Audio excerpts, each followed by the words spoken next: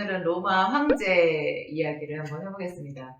우리가 예수 그리스도에 대한 이야기, 그리고 그 사도들과 또 초대 교회의 이야기, 이런 것이 신약 성경의 추 내용이죠. 이 신약 성경을 좀 더 잘 이해하기 위해서 그 당시에 전 세계를 지배했던 로마 제국을 좀 알면 좋고요. 다행히 성경에 그 로마 제국의 그 당시 황제의 이름이 등장하는데 세 군데 나와요. 그게 공교롭게도 모두 다 누가라는 사람이 쓴 누가복음, 그 다음에 사도행전. 사도행전도 누가가 썼거든요. 이 같은 누가라는 사람이 쓴 이 두 개의 그 신약 성경에 황제의 이름이 나와요. 그러니까 그 누가는 이스라엘 사람이 아니라 유대인이 아니라 헬라 사람이었거든요.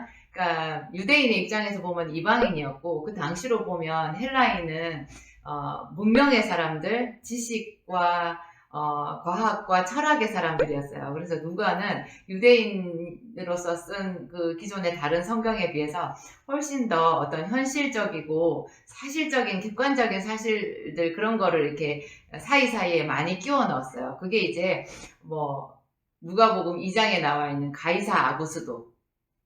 그러니까 우리가 아는 그 가이사 아구스도가 옥타비아누스 황제거든요. 이 가이사 아구스도 이름이 거기 왜 나오냐면 예수님께서 태어나신 이야기잖아요. 그 누가복음 2장에 보면, 그러니까 분명히 나사렛에서 예수님이 태어나셨어야 맞는데, 구약 성경에 보면 예수님이 베들레헴에서 태어나야 맞거든요. 베들레헴에서 태어난다라고 이렇게 구약 성경에 예언이 되어 있는데, 어떻게 갈릴리 나사렛에서 베들레헴으로 가느냐 하는 거죠. 그러니까 베들레헴은 좀 복잡하지만 다윗의 동네거든요. 그러니까 예수님은 다윗의 후손으로 이 세상에 오셨어요. 그래서 그 베들레헴은 다윗의 후손들에게 말하자면 본적지 같은 곳인데요.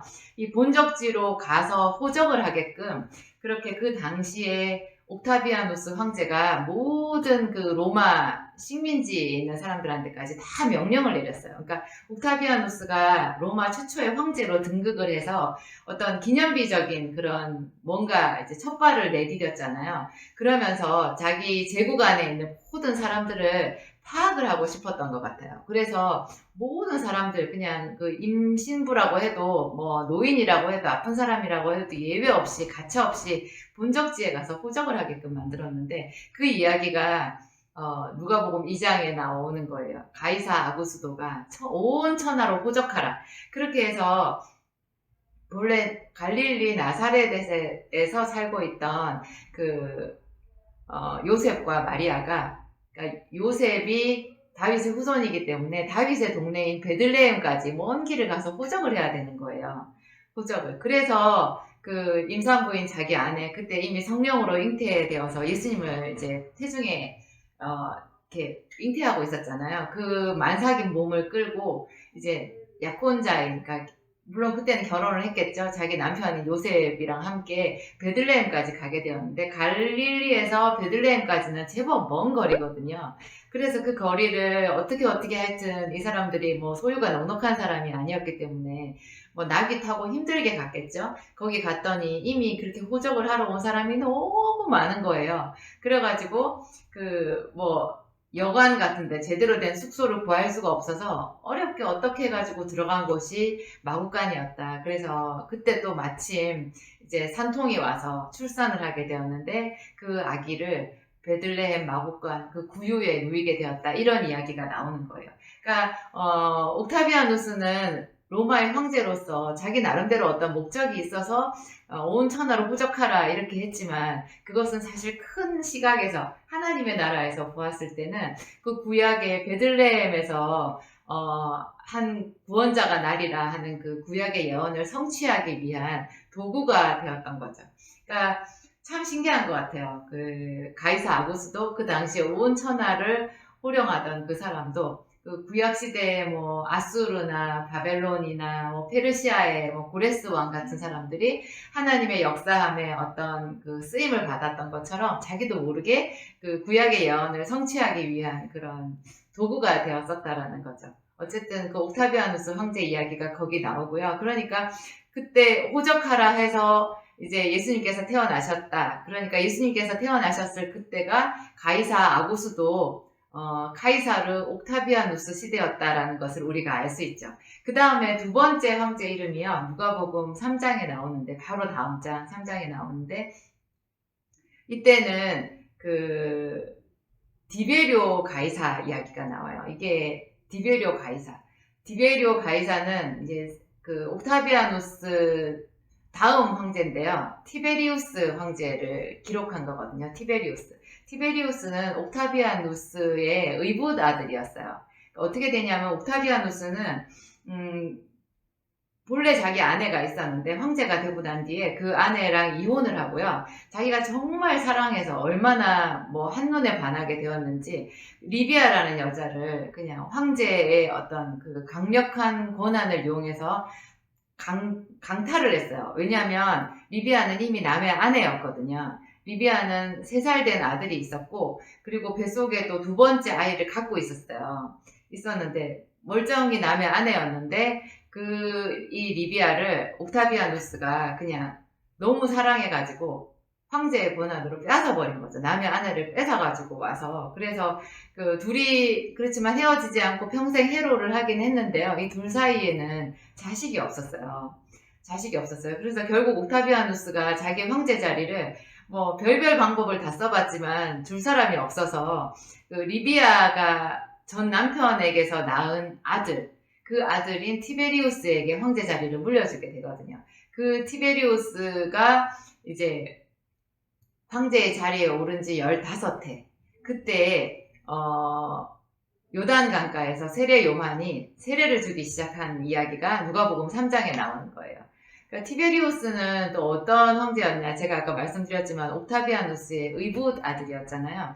이 사람이 자기 의붓 아버지인 그 황제의 사랑을 너무 받고 싶었지만 옥타비아누스는 자기 입장에서 봤을 때 뭐 자기가 사랑한 아내가 전 남편과의 사이에서 태어난 아들인데 뭐 그 아들을 사랑하고 싶은 마음이 들었겠어요. 그래서 전혀 관심을 두지를 않았어요. 그러니까 이 티베리우스는 자기 생모에게도 특별히 사랑을 못 받았을 거 아니에요. 처음 어렸을 때 생이별을 했었으니까. 나중에 이제 자기 생부가 돌아가시고 이제 엄마가 사는 황궁에 들어와서 그 의붓 아버지와 자기 엄마 사이에 아들로서 살았지만 의붓 아버지가 자기를 사랑해주지 않았으니까 정말 인생이 팍팍했었을 거예요. 그래서 티베리우스는 너무너무 슬프고 외롭고 힘든 사람이었다고 해요. 게다가 이 티베리우스가 아버지인 옥타비아누스에게 황제의 자리를 결국 물려받게 될 때 조건이 있었는데요. 옥타비아누스가 요구한 조건이 있었는데 그 조건이 너무너무 가혹했어요.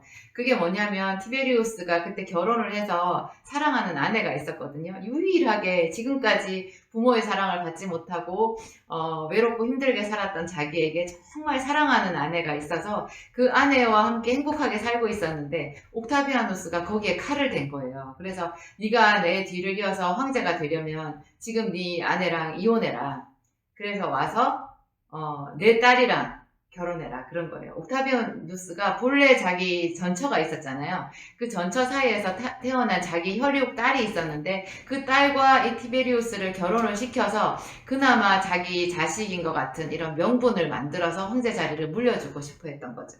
그래서 티베리우스는 또 그것조차 거절할 수는 없었던 것 같아요. 그래서 결국 너무 사랑하는 자기 아내와 헤어져서 그래서 황제가 되었는데 옥타비아누스의 딸인 이제 자기의 새로운 아내가 된 여자랑은 결국 이렇게 가까워질 수가 없었어요. 그래서 티베리우스는 죽을 때까지 다시 결혼도 못하고 그냥 외롭게 살았다고 해요. 그러니까 온 천하의 모든 권한을 한 몸에 가지고 있었지만 그냥 카풀이라고 하는 그 섬에서 들어가가지고 문서 정치를 했다고 알려져 있거든요. 그러니까 신하들이라고 해도 티베리우스를 대면해서 보고를 할 수가 없었대요. 그냥 황제는 아무도 안 만나는 거예요. 오로지 문서로 보고를 받고 자기가 명령을 하는 것도 문서로만 이렇게 명령을 내린 그런 희한한 황제였다고 하죠. 하여튼 이 티베리우스가 그렇게 외롭고 힘든 티베리우스가 황제로 있었던 15년 됐을 때 그때 세례 요한이 이제 예수 그리스도를 앞서가지고 6개월 먼저 앞서서 이제 세례를 주기 시작한 거죠. 그래서 너희는 주의 길을 예비하라 하면서 이제 일을 시작했잖아요. 하나님의 일을 시작했고, 세례 요한이 세례를 준 시점부터 딱 6개월 뒤에 예수님께서 회개하라 천국이 가까이 왔다 하면서 공생애를 시작하셨거든요. 그러니까 이 하나님의 역사, 세례 요한과 예수 그리스도께서 이 세상에 오셔서 비로소 이제 천국이 가까이 왔음을 전파하고 막 그랬을 그 시기에 온 세상에는 로마 황제 티베리우스가 통치를 하고 있었다. 뭐 이렇게 되는 거예요. 그러니까 티베리우스의 그 개인적인 삶, 황제로서의 삶 그런 것과 예수님께서 또 세례 요한이 이 세상에 와서 하나님의 역사를 한 이런 것들을 대비시켜서 보면 훨씬 더 현장감이 있는 것 같아요. 또 세 번째 황제가 등장하는데 세 번째 황제는 사도행전 18장에 나오거든요. 거기 보면 글라우디오 황제 때 로마에 있었던 모든 유대인들을 추방했다라는 이야기가 나와요. 그때 그 사도행전에. 그러니까 그게 그럴 수밖에 없었던 게 그때 로마에 그 큰 폭동이 있었다고 하거든요. 어떤 유대인인 그 사람이 폭동을 자꾸 일으켜서 그게 황제에게는 아주 골치가 아팠어요. 그래가지고 이탈리아 지금은 이탈리아잖아요. 그 로마에 있었던 모든 유대인들을 그 이탈리아 반도 바깥으로 다 추방을 하는 그런 명령을 한 거예요. 그걸로 해가지고 이제 그 고린도에서 사도 바울이 자기 동역자를 만나는 또 중요한 그런 일이 생기게 되죠. 거기서 쫓겨난 그 유대인 중에 한 사람이 이제 그 사도 바울의 중요한 동역자로서 고린도에서 같이 함께 사역을 하게 되는 그런 일이 생기게 되거든요.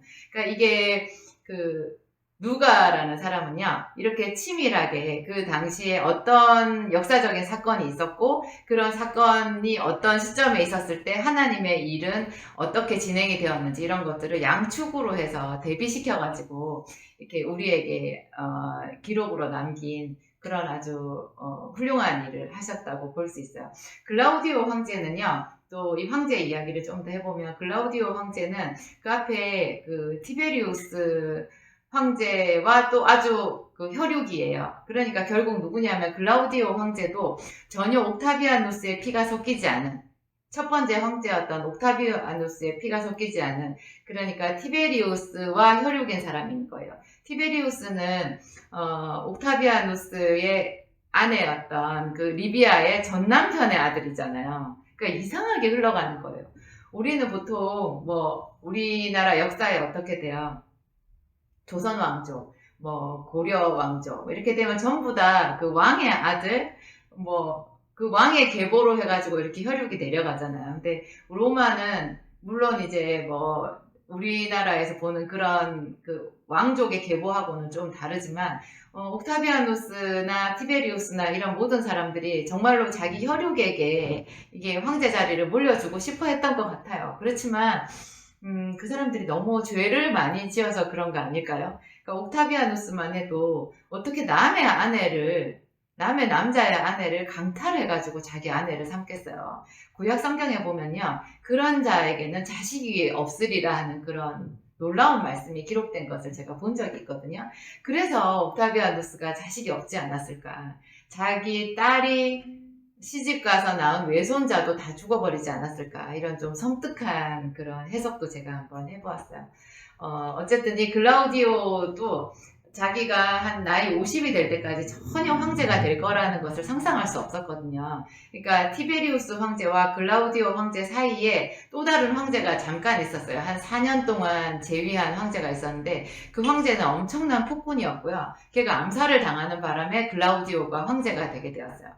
이 글라우디오는 어렸을 때 소아마비를 앓아가지고 몸이 성치 못한 사람이었고요. 그리고 말을 할 때 이게 침이 이렇게 많이 입 밑으로 이렇게 흘러내렸대요.